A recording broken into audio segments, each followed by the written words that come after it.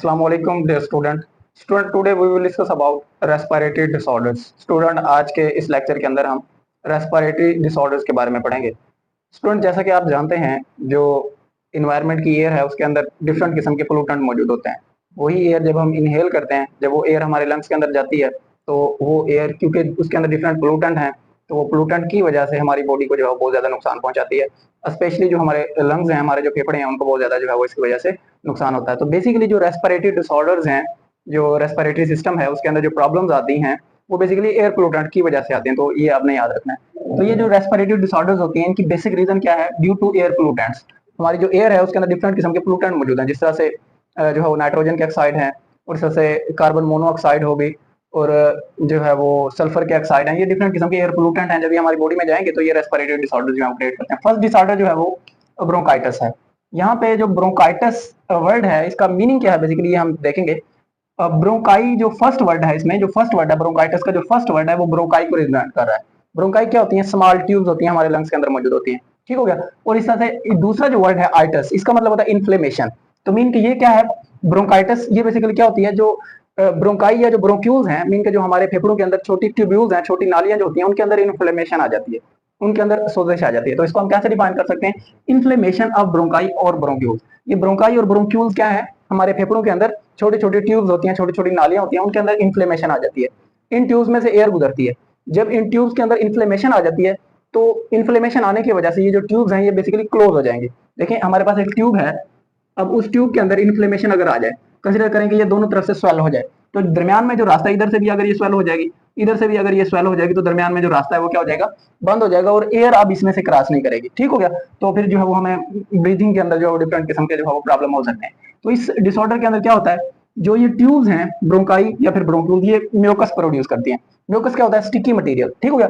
जब डिफरेंट किस्म के एयर पोल्यूटेंट जो हम इनहेल करते हैं वो इन ट्यूब के साथ जाके जो है वो रिएक्ट करते हैं, तो उसके नतीजे में ये जो ट्यूब्स की वाल्व है ये म्यूकस जो है वो रिलीज करती हैं.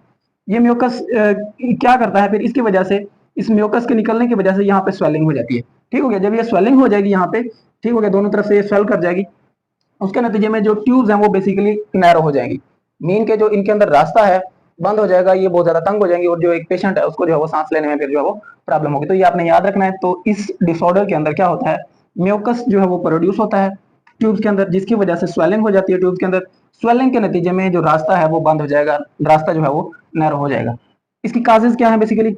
वायरसेस, बैक्टीरिया और केमिकल इरिटेंट. केमिकल इरिटेंट क्या होते हैं? वो केमिकल जो कि हमारी बॉडी के अंदर, जो हमारे लंग्स के अंदर इरिटेशन काज करते हैं, जैसे तंबाकू स्मोक वगैरह. जो तंबाकू का धुआं है वो एक केमिकल इरिटेंट है. ठीक हो गया. तो ये बेसिकली इसकी जो है वो काजेज हैं. नेक्स्ट इसके अगर हम टाइप्स की बात करें तो इसकी दो टाइप्स हैं. ब्रोंकाइटिस की दो टाइप हैं, एक्यूट ब्रोंकाइटिस और दूसरी होती है क्रॉनिक ब्रोंकाइटिस. एक्यूट ब्रोंकाइटिस के बारे में फर्स्ट ऑफ ऑल हम स्टडी करेंगे. एक्यूट जो वर्ड है इसका मतलब होता है शॉर्ट टाइम के लिए. एक्यूट जो है वो शॉर्ट टाइम की डिसऑर्डर होती है और ये शदीद होती है, मीन के इसके अंदर पेन ज्यादा होता है. तो ये आपने याद रखना, एक्यूट शदीद होती है, ठीक हो गया, और शॉर्ट टाइम के लिए होती है. जबकि जो क्रॉनिक है ये लंबे अरसे तक रहने वाली जो डिसऑर्डर है उसको कहते हैं. ठीक हो गया. तो ये किसी भी डिसऑर्डर के साथ ये वर्ड दोनों यूज किए जा सकते हैं. ठीक हो गया. जहां पे एक्यूट आ जाएगा तो इसका मतलब है शॉर्ट ड्यूरेशन वाली. क्रॉनिक जहां पे आ जाएगा इसका मतलब है लॉन्ग ड्यूरेशन वाली. ठीक हो गया. जो लॉन्ग ड्यूरेशन वाली होगी उसमें इतना ज्यादा पेन नहीं होगा, ठीक हो गया, लेकिन उसका दौरानिया लंबा होगा. एक्यूट जो होगी वो कम दौरानिया वाली होगी, लेकिन उसमें पेन बहुत ज्यादा होगा. तो एक्यूट ब्रोंकाइटिस में क्या होता है? ये 2 वीक तक रहती है. इसकी ड्यूरेशन कितनी है? 2 हफ्ते. उसके बाद कोई परमानेंट डैमेज नहीं होता, और जो पेशेंट होता है वो बिल्कुल जो है वो प्रॉपर जो है ठीक हो जाता है. नो परमानेंट डैमेज, मीन के इसमें ब्रोंकाई और ब्रोंक्यूल्स के अंदर कोई परमानेंट डैमेज नहीं होता. उसके बाद जो है वो पेशेंट 2 वीक के बाद जो है वो ठीक हो जाता है.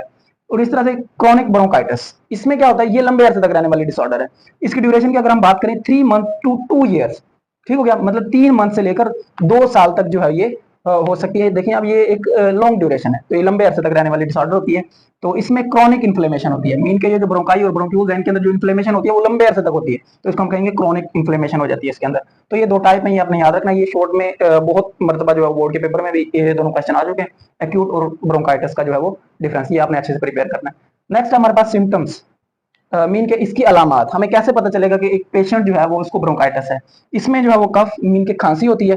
जो इसका मरीज होता है उसको खांसी होती है, और इस तरह से उसको जो है वो फीवर होता है. ठीक हो गया. और नेक्स्ट जो है वो शार्टनेस ऑफ ब्रेथ, मीन के जो सांस लेना है वो सही तरह से प्रॉपरली जो है वो एक पेशेंट जो है वो सांस नहीं ले पाता. ठीक हो गया. Shortness of breath. और नेक्स्ट हमारे पास माइल्ड वीजिंग. माइल्ड का मतलब होता है हल्का. ठीक हो गया. और इस तरह से वीजिंग, खरखराहट, मीन के जो पेशेंट होता है जब वो सांस लेता है ना तो हल्की हल्की खरखराहट मीन के थोड़ी थोड़ी आवाज सी पैदा होती है। नेक्स्ट इसके अंदर जो है वो एक पेशेंट होता है उसको चिल मीन के सर्दी उसको लगती है। तो ये इसके डिफरेंट सिम्टम्स हैं, ये आपने अच्छे से जो है प्रिपेयर करने हैं। तो इस डिसऑर्डर के अंदर बेसिकली हमने कोई भी वैसे तो डिसऑर्डर जो होती है उसके अंदर बेसिकली उसकी पहले हम डेफिनेशन देखते होते हैं, उसके बाद उसकी वजह क्या है, ठीक हो गया, उसके बाद उसकी टाइप्स, और उसके बाद जो है उसके सिम्टम्स, और उसके बाद उसकी प्रिवेंशन भी वैसे जो देखी जाती है, और उसके बाद उसकी ट्रीटमेंट भी जो है वो बेसिकली जो है वो देखी जाती है। हमारी बुक के अंदर जस्ट यही पॉइंट जो है मेंशन किए गए, तो उसके अकॉर्डिंग ही हमने जो है वो इस टॉपिक को जो है वो डिस्कस किया। नेक्स्ट दूसरी जो डिसऑर्डर है वो है एम्फिसीमा। एम्फिसीमा क्या होती है? Destruction of walls of alveoli. आपको पता है हमारे फेफड़ों के अंदर जो है वो एयर सैक्स मौजूद हैं जिनको हम एल्वेलाई कहते हैं। अब ये एल्वेलाई डिस्ट्रॉय हो जाती है। एम्फिसीमा के अंदर क्या हो जाती है? एल्वेलाई हमारी डिस्ट्रॉय हो जाती है। अब वो डिस्ट्रॉय कैसे होती है? जो डिफरेंट एयर पोल्यूटेंट हैं जब हम उनको इनहेल करते हैं तो उनमें डिफरेंट किस्म के केमिकल होते हैं। जिस तरह से अभी हमने स्टार्ट में डिस्कस किया था, कार्बन मोनोऑक्साइड होती है और इसी तरह से नाइट्रोजन के ऑक्साइड होते हैं। जब हमारे लंग्स के अंदर एल्वेलाई के अंदर जाते हैं तो एल्वेलाई की वाल को वो ब्रेक कर सकते हैं, मीन कि एल्वेलाई को वो ब्रेक कर सकते हैं। जब हमारी एल्वेलाई ब्रेक हो जाएंगी तो इस डिसऑर्डर को एम्फिसीमा जो है वो हम कहेंगे। इसका रिजल्ट क्या होगा? लार्ज जो है वो सैक बन जाएगी, मीन के जो एल्वेलाई हैं, हवा की जो थैलियां हमारे फेफड़ों के अंदर वो डिस्ट्रॉय हो जाएंगी और बड़ी थैली बन जाएगी। कंसिडर करें कि ये हमारे पास नॉर्मल जो है वो एक एल्वेलाई है। अब इसमें देखें यहाँ पे इसकी वाल्स मौजूद है, ये एल्वेलाई की जो है वो ये क्या है? सारी एल्वेलाई की वाल्स हैं, दीवारें हैं। अब अगर ये दीवारें यहाँ से ब्रेक हो जाएं, अब बेसिकली एल्वेलाई का फंक्शन क्या होता है? प्रीवियस लेक्चर के अंदर हम एल्वेलाई के फंक्शन को जो है डिटेल से डिस्कस कर चुके हैं। जो एल्वेलाई होती हैं इनके बाहर हमारी ब्लड वेसल्स होती हैं, मीन के ये कंसिडर कर लें कि यहाँ पे एल्वेलाई के बाहर हमारी ब्लड वेसल्स हैं, और इस तरह से इनके अंदर भी यहाँ पे भी इस तरह से ब्लड वेसल्स होती हैं, ठीक हो गया, इन वाल्स के अंदर भी ब्लड वेसल्स होती हैं। अब जो ऑक्सीजन हम इन्वायरमेंट से इनहेल करते हैं वो ऑक्सीजन इन वाल्व से इस तरह से यहाँ से पास होकर हमारे ब्लड में जाती है, और ब्लड के अंदर जो कार्बन डाइऑक्साइड होती है वो इस तरह से जो है वो हमारी एल्वेलाई के अंदर आती है। मीन के यहाँ से सारी ये जो सारी सरफेस है इससे गैसेस एक्सचेंज का प्रोसेस होगा, इस तरह से यहाँ से भी गैसेस एक्सचेंज का प्रोसेस होगा। मीन के ऑक्सीजन इधर से ब्लड में जाएगी और ब्लड से जो कार्बन डाइऑक्साइड है वो इधर एल्वेलाई में आएगी। जब हम सांस को बाहर निकालेंगे तो वही जो कार्बन डाइऑक्साइड यहाँ पे होगी उस कार्बन डाइऑक्साइड को फिर जो है अपनी बॉडी से बाहर निकाल देंगे। अब देखें जब एल्वेलाई की वाल्व जो है इस तरह से ये वाली जो वाल्व है ये ब्रेक हो जाएंगे, जब ब्रेक हो जाएंगे, अब यहाँ से भी पहले देखिए इस सरफेस में यहाँ से भी गैसेस ऑक्सीजन का प्रोसेस होता है, लेकिन अब यहाँ वाली सरफेस जो है वो ब्रेक हो गई है, यहाँ से अब गैसेस ऑक्सीजन का प्रोसेस नहीं हो सकता। तो ओवरऑल जो सैक है वो ब्रेक हो जाती है और एक बड़ी सैक बन जाती है, जिस रिजल्ट क्या निकलता है? लेकिन गैसेस एक्सचेंज का जो प्रोसेस है ना वो कम हो जाता है, क्योंकि गैसेस एक्सचेंज वाला जो सरफेस एरिया है वो क्या हो गया है? यहाँ पे रिड्यूस हो गया है। तो यहाँ पे सरफेस एरिया हमारे पास गैसेस एक्सचेंज के लिए देखिए ये सारे सरफेस एरिया से गैसेस एक्सचेंज का प्रोसेस होगा। लेकिन इसमें क्या है? ये जो वाल्स हैं ये ब्रेक हो गए हैं, मीन के गैसेस एक्सचेंज के लिए जो सरफेस एरिया वो डिक्रीज हो गया, तो इसमें लार्ज सैक बन जाती है, मीन के जो छोटी सैक है वो ब्रेक होकर बड़ी थैलियां बना देती हैं। लेकिन जो सरफेस एरिया होता है फॉर गैसेस एक्सचेंज वो क्या हो जाता है? रिड्यूस हो जाता है, वो डिक्रीज हो जाता है। तो ये आपने याद रखना है। अब यहाँ पे एक और इंपॉर्टेंट पॉइंट भी आपने याद रखना है, जब गैसेस एक्सचेंज के लिए सरफेस एरिया कम हो जाएगा तो मीन के फिर जो गैसेस एक्सचेंज का प्रोसेस सही तरह से नहीं हो पाएगा। हमारी बॉडी के अंदर कार्बन डाइऑक्साइड का लेवल बढ़ सकता है, क्योंकि कार्बन डाइऑक्साइड जो है वो प्रॉपर्ली हमारी एल्वेलाई के अंदर नहीं आएगी, और इस तरह से जो ऑक्सीजन है वो भी प्रॉपर्ली जो है वो हमारे ब्लड के अंदर शामिल नहीं हो पाएगी, हमारी बॉडी के अंदर ऑक्सीजन की जो है वो कमी हो जाएगी। तो ये भी इस डिसऑर्डर के अंदर होता है कि हमारी बॉडी के अंदर ऑक्सीजन की कमी हो जाती है, और जब ऑक्सीजन की कमी हो जाएगी, आपको पता है कि ऑक्सीजन को बेसिकली रेस्पिरेशन के अंदर हम यूज करते हैं एनर्जी पैदा करने के लिए, तो रेस्पिरेशन का प्रोसेस भी हमारी बॉडी के अंदर डिस्टर्ब होगा, एनर्जी प्रॉपर्ली प्रोड्यूस नहीं होगी, तो फिर जो है वो हमें प्रॉब्लम होगी। ये नॉर्मल जो थी डायग्राम है, और ये एम्फीसीमा का जो पेशेंट होता है उसकी एल्वेलाई ऐसे होती है। इसके उसके बाद इसकी काजेस, तंबाकू स्मोकिंग, जो लोग ज्यादातर सिगरेट का यूज करते हैं, ठीक हो गया, वो बेसिकली तंबाकू का जो सिगरेट के अंदर तंबाकू होता है जब वो बर्न करता है तो ठीक हो गया, उसकी वजह से जो स्मोक पैदा होता है तो उसके अंदर बहुत सारे केमिकल होते हैं। बेसिकली जो तंबाकू स्मोक है, जो तंबाकू के अंदर धुआं पैदा होता है, तंबाकू का जो धुआं होता है उसके अंदर डिफरेंट किस्म के केमिकल होते हैं, कार्बन मोनोऑक्साइड होती है, उससे निकोटीन होती है, टार होता है और फॉर्मल्डिहाइड। ये डिफरेंट बेसिकली केमिकल्स हैं। ये जो केमिकल्स हैं डिफरेंट जो तंबाकू स्मोक के अंदर मौजूद होते हैं, यही बेसिकली हमारे लंग्स को बहुत ज्यादा नुकसान पहुंचाते हैं, हमारे लंग्स के टिश्यू को जो है ये ब्रेक कर देते हैं, जिस तरह से यहाँ पे एल्वेलाई ब्रेक हो रही है। देखें अब एल्वेलाई जब ब्रेक हो रही है मीन कि हमारे लंग्स के अंदर जो है वो डिस्ट्रक्शन का प्रोसेस हो रहा है, हमारे लंग्स के अंदर जो है वो खराबी आ रही है। आपको पता है कि हमारे लंग्स जो है वो बेसिकली इलास्टिक ऑर्गन है, हमारे लंग्स जो है वो इलास्टिक ऑर्गन है, ये स्ट्रेच होने के बाद दोबारा से अपनी पोजीशन पे आ सकते हैं, ये कंटिन्यूअसली जो है एक्सपैंड करते हैं और कंट्रैक्ट करते हैं। जब इनके अंदर डिस्ट्रक्शन आएगी तो जो एक्सपेंशन और कंट्रैक्शन है मीन के जो इनकी इलास्टिसिटी है वो डिक्रीज हो जाएगी। फिर प्रॉब्लम हमें क्या आएगा कि जब हमारे फेफड़े कंट्रैक्ट होंगे, कंट्रैक्ट होने के बाद वो दोबारा से अपनी ओरिजिनल पोजीशन में मीन के दोबारा से वो एक्सपैंड नहीं हो सकेंगे। तो ये भी इस डिसऑर्डर के अंदर होता है, इलास्टिसिटी कम हो जाती है। हमारे लंग्स की इलास्टिसिटी क्यों कम होती है? क्योंकि डिफरेंट जो केमिकल्स हैं, ठीक हो गया, ज्यादातर जो लोग सिगरेट पीते हैं उनके अंदर खासतौर पे, क्योंकि लंग्स के अंदर डिस्ट्रक्शन हो जाएगी तो इसकी वजह से लंग्स की जो इलास्टिसिटी है ड्यू टू डिस्ट्रक्शन वो कम हो जाएगी। तो उस दौरान हमारे फेफड़े ना ही सही तरह से फैल सकेंगे और ना ही सही तरह से जो है वो कंट्रैक्ट हो सकेंगे। तो ये आपने याद रखना है। तो कॉजेज इसके जो है वो तंबाकू स्मोक है, और तंबाकू के स्मोक के अंदर बेसिकली ऐसे केमिकल होते हैं जिनकी वजह से ये एल्वेओलाई जो है वो ब्रेक होती है। नेक्स्ट हम डिस्कस करेंगे इसकी सिम्टम्स के बारे में। फर्स्ट जो इसकी सिम्टम है वो बेसिकली क्या है, शॉर्टनेस ऑफ ब्रेथ। इसमें क्या होगा, जो एक पेशेंट है वो प्रॉपरली जो है वो सांस नहीं ले पाएगा। दूसरा इसमें फटीग, थकन हो जाएगी जो पेशेंट है, जिस तरह कि अभी हमने जो डिस्कस किया है, इस किस्म की डिसऑर्डर का जो पेशेंट होता है उसकी बॉडी के अंदर ऑक्सीजन की कमी हो जाती है, रेस्पिरेशन का प्रोसेस सही तरह से नहीं होगा, एनर्जी सही तरह से पैदा नहीं होगी। कोई भी जब वो काम करेगा तो क्योंकि एनर्जी तो उसकी बॉडी के अंदर कम पैदा होनी है, तो इस वजह से उसको थकन बहुत ज्यादा महसूस होगी। रिकुरेंट रेस्पिरेटरी इन्फेक्शन, और इस किस्म का जो पेशेंट होता है उसमें रिकुरेंट का मतलब होता है बार बार होने वाली रेस्पिरेटरी जो है वो इन्फेक्शन, ठीक हो गया। तो उसमें बार बार रेस्पिरेटरी इन्फेक्शन भी होगी। और नेक्स्ट जो है वो वेट लॉस, इस किस्म का जो पेशेंट होगा उसका वेट भी जो है वो बहुत ज्यादा कम हो जाएगा।